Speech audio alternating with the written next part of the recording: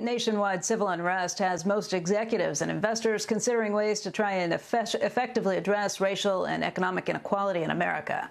In an op-ed for CNBC.com, our next guest suggests that acknowledging injustice and history aren't enough and that corporate America can push for systemic change to our economy.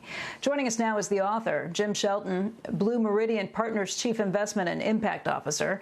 He's also a Senior Social Impact Advisor of KKR and a non-resident Senior Fellow at Brookings.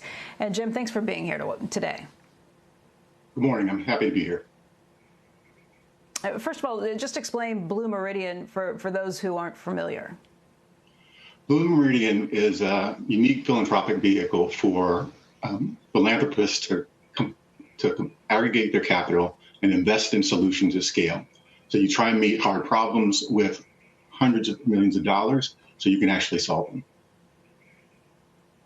You say that talk is cheap. We have heard a lot of talk, but we've also heard some CEOs and some corporate executives who are really putting their money behind, putting their money where their mouth is this week, too, in terms of trying to affect change. What do you think needs to happen, and what are the ways that this change sticks around for longer than just when the public's attention is captured right now? I think the conversation you were having before the break is apropos to this moment. All of us remember the Stockdale paradox, that we have to have faith that we're going to prevail in the end, but we have to be willing to face the brutal facts of where we are today. And what I would say is I appreciate the efforts that have been made this week to confront the crisis that we have. But the reality is that the crisis that we are seeing today is just the tip of the iceberg. Yes, someone's brutally murdered, and we have to do something immediately to ensure justice is rendered. Yes, we have actually had a crisis of racism in this country that has translated into systemic bias. We have to go after it hard. But the reality is that the systems that we've had, the economy that we've had, has been underperforming, allowing us to go from over 90% of Americans able to achieve the American dream in the 1940s to it being a 50-50 chance today. That's not for African Americans, that's for all Americans. So when we come back, we have to build back an economy that is not what we had, but is something better. We have to invest in systems that actually close inequity gaps, not in dribs and drabs on the backs of philanthropy and corporate social responsibility, but using the entirety of our platforms, the entirety of a corporate platform for any corporate executive.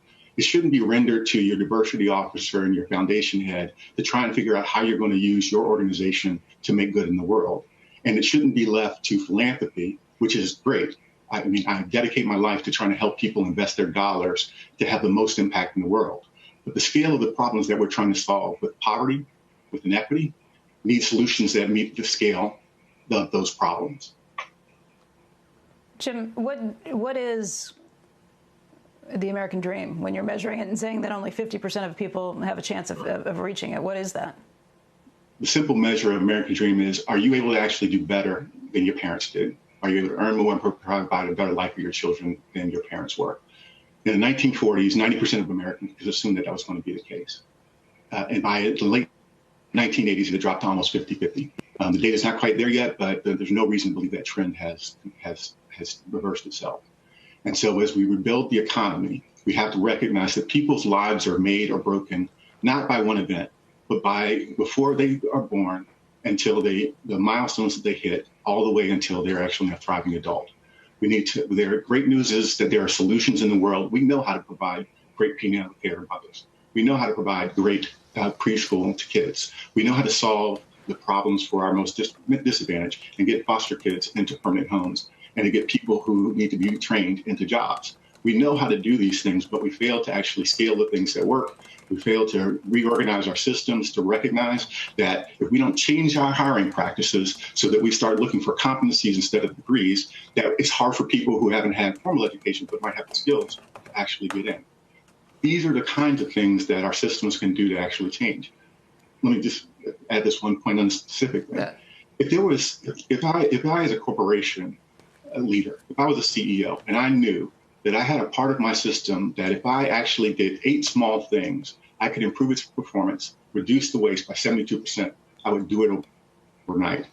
There are evidence-based practices. The 8 Can't Wait campaign that says you can reduce police brutality. You can reduce incidents of excessive force by 72% just by doing 8 simple things. And yet we don't see that happening across the country.